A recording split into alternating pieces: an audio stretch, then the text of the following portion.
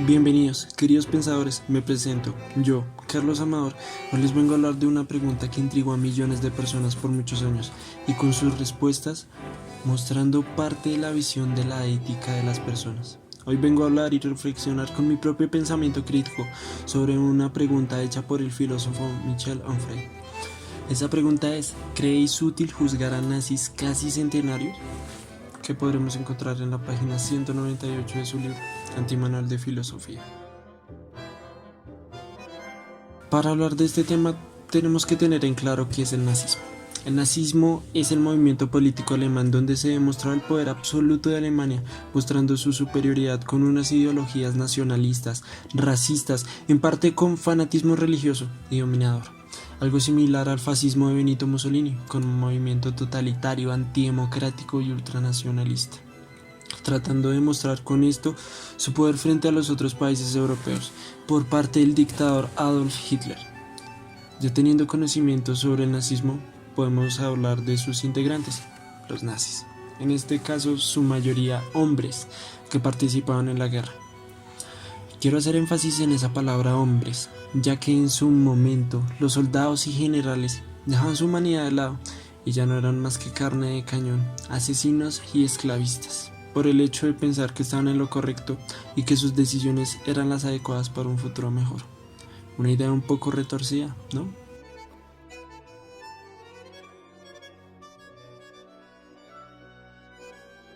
Ya estableciéndonos un poco más en el texto que abarca esta pregunta, hay unas separaciones que nos adentran más a la pregunta inicial, a lo que quiere tratar de expresar el filósofo.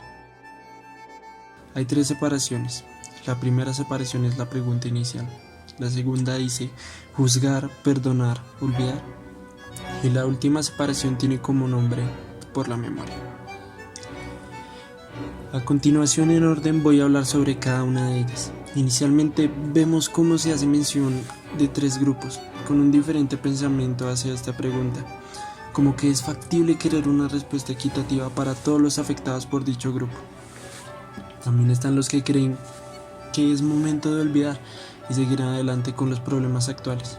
También el hecho de que este sentimiento de venganza lo único que causa es crear divisiones, conflictos y miedo entre ellos mismos. Y por último están los que no tienen una opinión fija, ya que tienen un deseo de solucionar los pensamientos de ambas partes. En esta parte también encontraremos una pregunta muy interesante que es, ¿hay que hacer borrón y cuenta nueva con el pretexto de que ha llovido mucho desde entonces? Mi respuesta hacia esto es diciéndoles que la historia trae muchos sucesos horribles, como estos. Pero lo mejor que podemos hacer con esto es aprender de ello y crear una historia que no va a repetir esos sucesos. Y que aunque claro está que deberían recibir una venganza totalmente justificada, el hecho de pensar que esto va a traerles paz es solo un falso deseo. Esto no les dará satisfacción, les recordará el vacío, el miedo y la ira que acumularon durante casi un siglo. Continuando con el texto, veremos la siguiente pregunta. Juzgar, perdonar, olvidar. En esta parte podemos aclarar el hecho de que si seguimos indagando en pruebas para hallar culpables, solo nos estancaremos en una de las peores épocas que hemos sufrido, y que con lo único que aún contarán es con ese deseo de venganza, que solo los ata al pasado, que los convertirá en acechadores de un grupo de personas, igual que los que tanto odian. Finalmente vemos una reflexión que nos da Michel Onfray a todo lo anteriormente hablado, diciéndonos que debemos tener a todas aquellas personas afectadas en nuestra memoria, pero no con una visión de lástima o venganza, sino con una visión de admiración y esperanza, ya que muchas de esas personas se rebelaron, mostraron todo su ser, formando un cambio presente, formando también a voceros del cambio, al futuro con el conocimiento y la reflexión del pasado.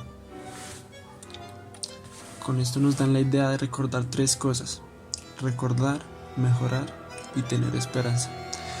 Con esas palabras puede que no logres un cambio muy grande, pero por lo menos tendrás un cambio seguro en ti.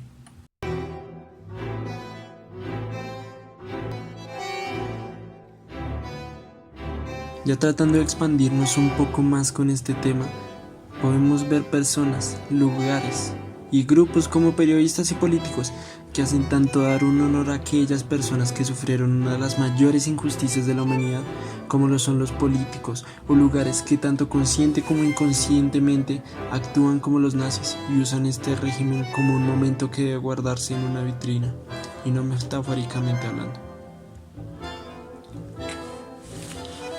A continuación comenzaré con las personas y grupos que hacen mención de manera conmemorativa y le dieron un honor a todos esos grupos que fueron injustamente oprimidos y asesinados. Comenzaré con una filósofa que se autodenominaba teórica política. Esta mujer nacida en Alemania, que tuvo la suerte de salvarse del acecho por ser judía, siendo expatriada antes de que se comenzara a capturar a estos.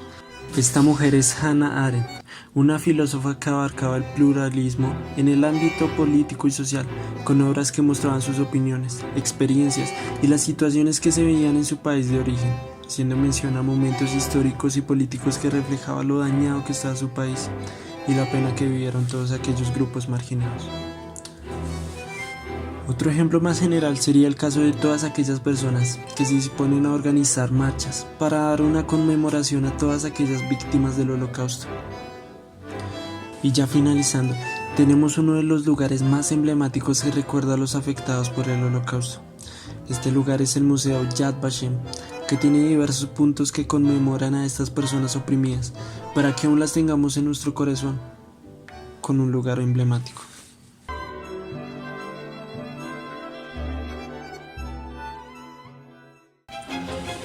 Ya entrándonos a la parte más oscura que dejó este grupo, hablaré de lugares y personas que imitan o guardan este momento tanto como un discurso político como una sátira. En el primer ejemplo tenemos un club social, uno de los más exclusivos en Bogotá, que tiene como nombre el Gun Club. Es un grupo social algo especial, que no tiene mucha diferencia con otros clubes. En este se pueden reunir, beber algo, en su mayoría políticos o personas importantes. La única diferencia es que en este no hay decoraciones familiares muy excéntricas, pero sí se tiene en una vitrina una muestra gráfica del régimen nazi, mostrando un desfile del antes mencionado grupo, con modelos de los soldados representados con soldaditos de plomo que acompañan a su Führer, que se encuentra en un automóvil haciendo su característico saludo y con sus representativas banderas rojas con blanco y su emblemático símbolo, recordando uno de los momentos más vergonzosos e injustos de la humanidad, más específicamente refiriéndome al Holocausto, uno de los genocidios más terribles y que en este club se utiliza como una decoración, donde se ven los días de gloria de este genocida, donde su régimen se extendía lentamente y así lentamente muchos de estos grupos temían por su final. Esta información conseguida gracias al grupo de periodistas en su sitio web, Los Danieles, con el artículo Algún Club.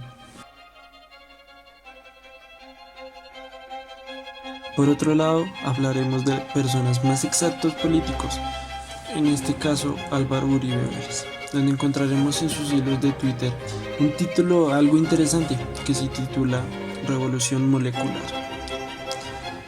Un título similar a una tesis hecha por el chileno Alexis López, que se autodenominaba como una persona con estudios periodísticos, históricos, de electrónica, informática y lenguas, pero que tenía ideas iguales al régimen nazista, donde se entrevistó en Colombia, mostrando su ideología nazista y de ultraderecha, organizando encuentros nazis, donde expresa cómo los nazis estaban mal, pero su régimen nazista y socialista era igual e incluso mejor que otros movimientos políticos actuales, donde normaliza un régimen nefasto, donde demuestra que aún en países como en Colombia, que es un país con muchas oportunidades para ser un país del primer mundo, cuya oportunidad se ha visto afectada por su gobierno político, que está estructurado en su mayoría con estructuras y discursos políticos que afectan a su desarrollo. Ya casi terminando, haré mención a todos los grupos que se vieron afectados en el Holocausto y cómo viven su actualidad. A continuación haré mención a alguno de ellos. Entre estos están los que se tienen conocimiento que fueron más afectados, siendo estos los judíos. Pero también hay otros, como los homosexuales, los republicanos, gitanos, izquierdistas, prisioneros políticos y principalmente a personas con discapacidades físicas y mentales, que se utilizaron solo para probar los campos de concentración. Estos grupos en la actualidad se encuentran estables, que forman parte de la comunidad del mundo, no muchos totalmente aceptados, pero por lo menos ya no siendo así acechados y mostrando su individualidad con marchas, días conmemorativos y en especial días que conmemoran en específico el Holocausto, mostrando con esto su respeto hacia sus antepasados. Ya finalizando este podcast, donde en un principio abarcamos el hecho de querer venganza y una reparación equitativa para todas aquellas personas afectadas, pero profundizando aún más, nos dan el hecho de que tenemos que cambiar esa venganza por esperanza. Todo lo que reflexionamos en esta pregunta, que parece tan sencilla a simple vista, donde tenemos que tener un pensamiento no rencoroso, sino de mejora, al recordar a todas aquellas personas que fueron testigos de uno de los momentos más oscuros de la humanidad, que aunque no se compensaron sus muertes económica o psicológicamente, muchos seguiremos con la lucha por la ideología de libre expresión y no ser juzgado por pertenecer a un grupo y respetar su individualidad que ellos no pudieron vivir, pero fueron de gran aporte para iniciarlo. Y siempre tener un pensamiento crítico sobre este tema. Citando a Nietzsche, lo que distingue las mentes verdaderamente originales no es que sean las primeras en ver algo nuevo, sino que son capaces de ver como nuevo lo que es viejo, conocido, visto y menospreciado por todos. Les agradezco a todos aquellos que se hayan quedado hasta el final y espero que este podcast haya sido de su agrado y que hayan aprendido algo nuevo. Terminando con esto, les deseo lo mejor y tal vez nos veamos en un próximo video. A continuación, les dejaré a los colaboradores de este video.